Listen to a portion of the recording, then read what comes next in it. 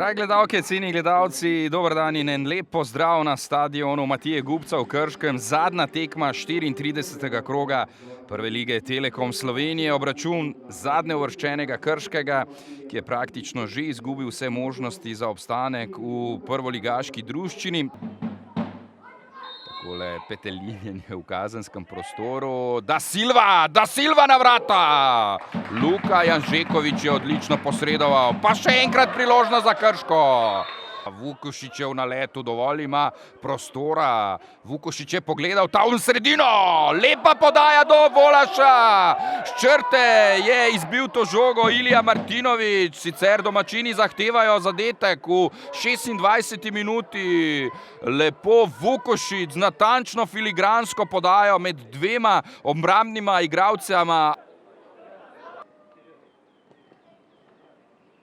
Horvat z lepo podajo na drugo stran, kjer je v tem trenutku Elvin. Maloko menja strani. To je sedaj lepa priložnost in Vrbanec je izkoristil tale zicer, to lepo podajo Malokuja, ki je tam zapičil po levi strani, preigral in dal povratno žogo in takole je seveda s pravim projektilom Matic Vrbanec.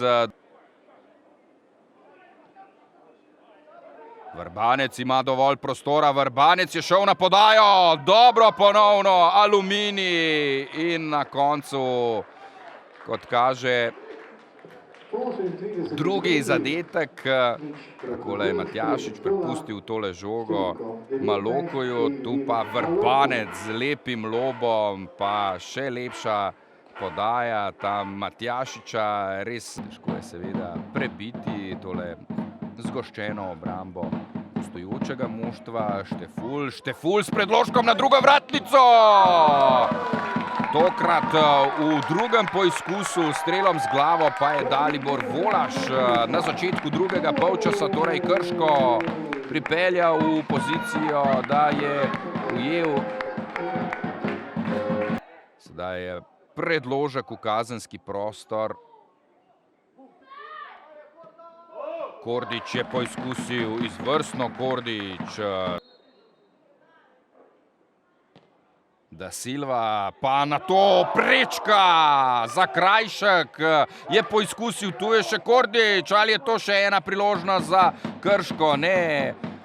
Krajnc umirja. Flakus ima sedaj priložnost. Flakus gre proti Frelihu, ali je to 3-1? Nik Marinšek je zadev in odločil v 89. minuti. Tretji zadetek. Nik Marinšek, ki je vstopil v igro v drugem polčasu.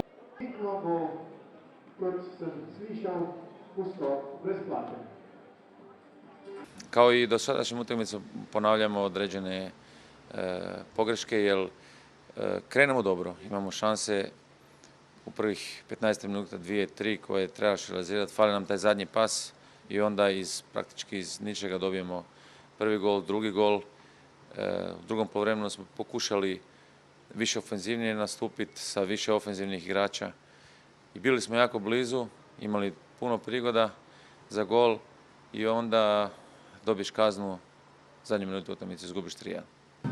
Veseli zmage v tako težkih pogojih za obe ekipi, ker se z avionom videlo, da je bila zelo slaba dinamika. Je pa razumljivo, mogoče fanti so v želji malo pregoreli, drugače pa upam, da je ta zmaga prinesla končno 6. mesto z naše strani.